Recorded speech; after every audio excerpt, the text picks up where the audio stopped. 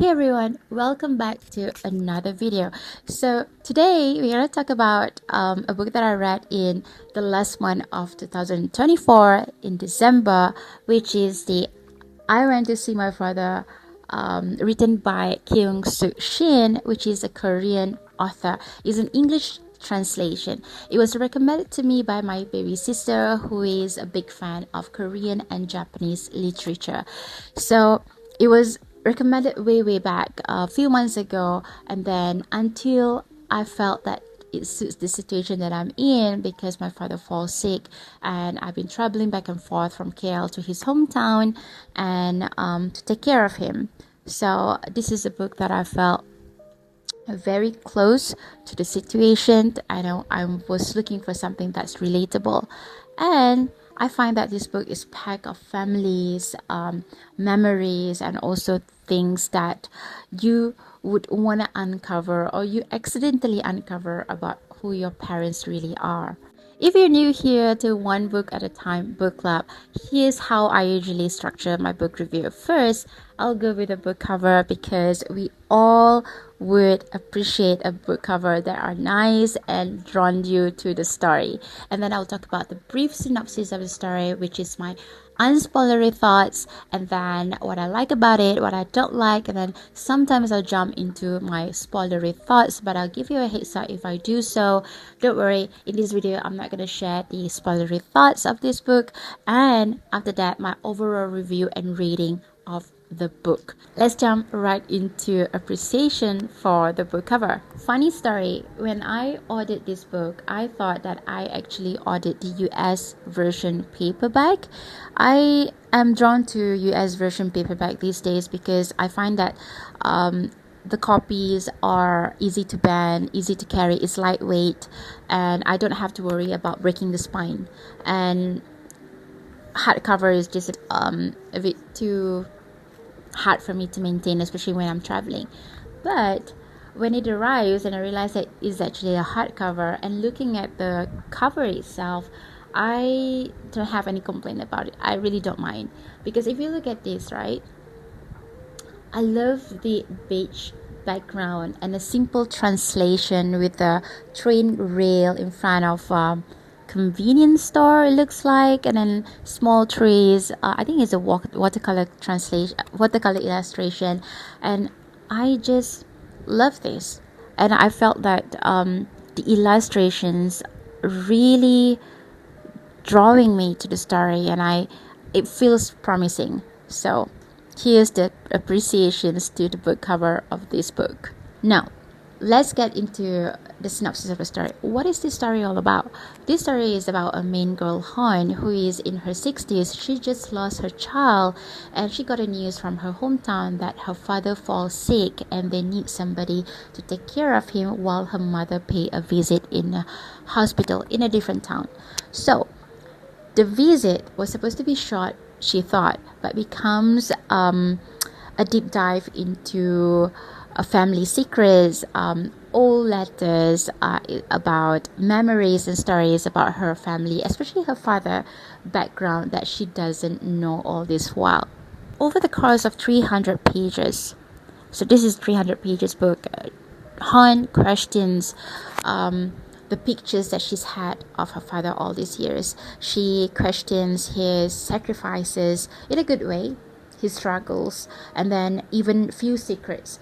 Is all about a story of a family, memories, and the sacrifices that people make that turns them into a person that we see them as. First off, what I like about this book, I like the first and the final part of the book, because I felt like these two parts really delves into the characters of the father and the daughter, and is pretty much something that I was looking forward to when I picked up this book. And I was actually sobbing when I read these parts. I was at a hospital, one hand holding my dad's palm, and the other hand was holding this book, and then my dad was gripping my finger and then playing with my hands until he falls asleep. And the story was describing how the father treats her as a daughter, how she felt very special when she's with him, and it was heartbreaking because I felt like it's very accurate. I felt like the book was specifically written for me at that time, and I felt very special. It really hit me at the right spot.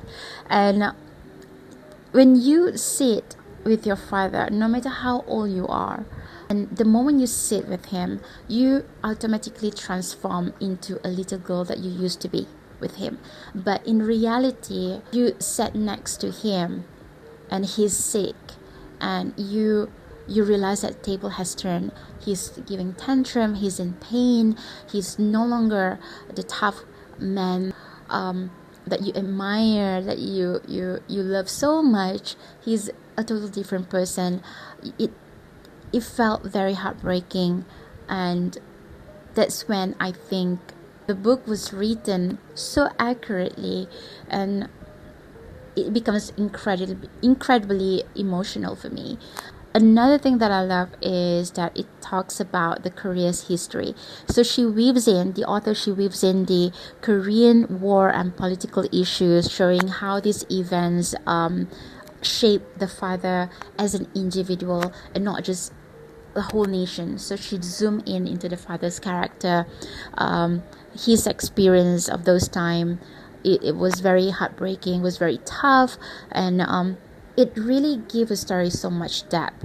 It really gives a story this vibe. It reminded me of Pachinko, another book that I really love. Is one of my favorite book. This book is also deal with a family during the war and show how deeply personal history can actually affect everything about who we are.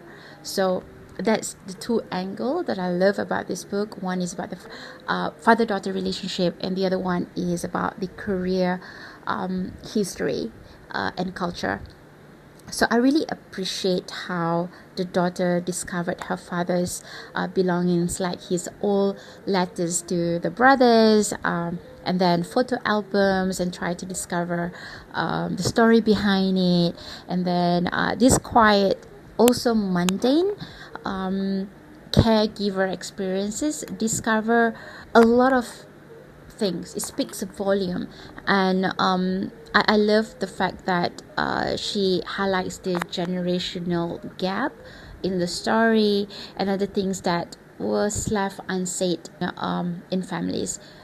It was surfaced in the story somehow, and it made me reflect on how much we don't know about our parents and who they are, and how every little object that they own could mean something to them, and it was never shared with us, and it was unspoken before. And I love that how it carries weight in the story.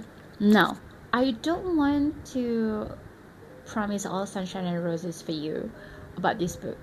Remember when I say I like the first and the last part of the book? Yes, because the historical flashback was very beautiful, okay?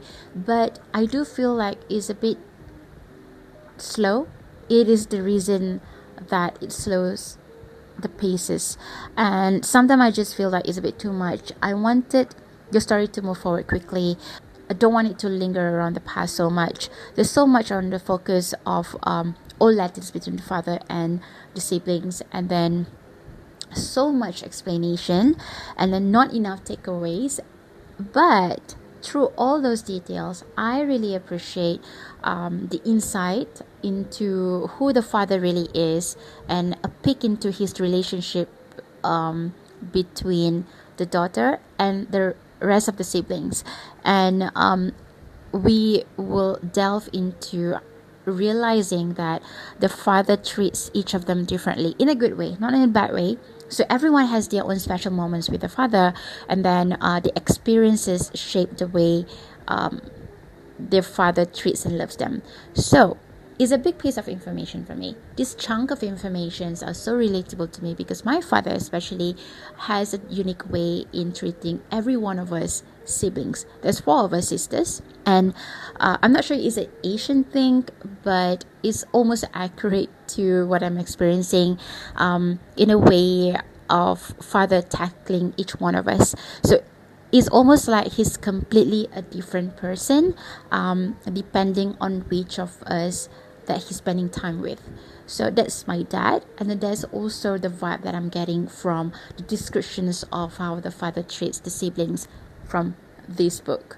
So I find it very moving. And then also through this story, Han experiences the same discovery on how the father treats her as well, and I really appreciate that information. I find it relatable so much. Although the context around this are a bit too long-winded for me, I really appreciate the premise around it. I understand why it is done in such a way. I was really into the book because I was looking specifically for a scene or an experience that I could relate between the father and the daughter, so that I can relate to myself and heal me in a way that I could relate to from a story in a book. And so when the context get too long-winded, I get bored. But then again, maybe my headspace when I get into the book wasn't at my best, and I just can't take too much of information at that point of time of reading this book. So also the structure of the book is more reflective and memory based, and it's not straightforward plot. So there's a lot of reflecting, there's a lot of memory writing through the book. Some readers might find this very disjointed, and for me, I appreciate the reflective side of the book's introspective writing style, but I do feel like it could be shorter, it could be quicker than 300 pages. There are books that I felt like, oh, I need more depth to this, but this one I felt like it could be more straightforward.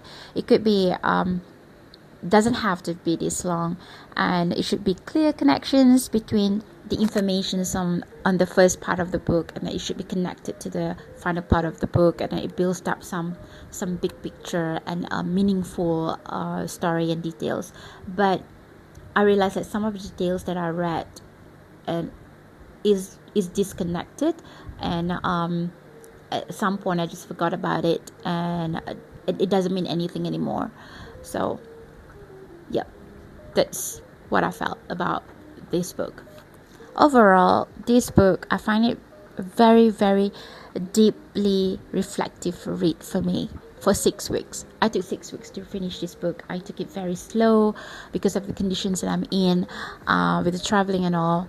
And I really appreciate the father-daughter relationship informations from this book that I took away, historical content, and the personal discoveries that all come together and made this book felt like it's written specifically for me. And if you're into reflective, you're into a memory-based story, I think this might be the right book for you. So the next book that I'm reading in January is, give me a minute, The Wood at Midwinter by Susanna Clarke. And I picked up this book without knowing the plot, without knowing the story, because it was written by Susanna Clarke. Susanna Clarke is my favorite author of all time. I've read Piranesi, and I love the world building. I love the writing style so much. And all I know, it was recommended by Christy Ann Jones on her book club on Patreon. And I didn't realize when I first ordered this book, it was only 60 pages. So I'm kind of excited to dive into this. It's going to be one sitting read for me, but also because the situation that I'm in, I do not want to delve into a thick book. I just want something that is a quick read, but also heartwarming. And I think it's going to be a cozy one, because I think the setting is in the wood during midwinter, and there's a talking animals as well. So stay tuned for my next book review of January 2025. Thanks so much for watching. I would love to hear your comments. If you have read I Went to See My Father by Kyung-Sook Shin, what do you think about it? Do you feel relatable? Do you felt the same because you're in the same situation as me, who is taking care of a sick father at the moment? So I want to hear your thoughts. Write down in a comment. If you like this video, don't forget to like, to share, and subscribe to my YouTube channel, and see you in the next video.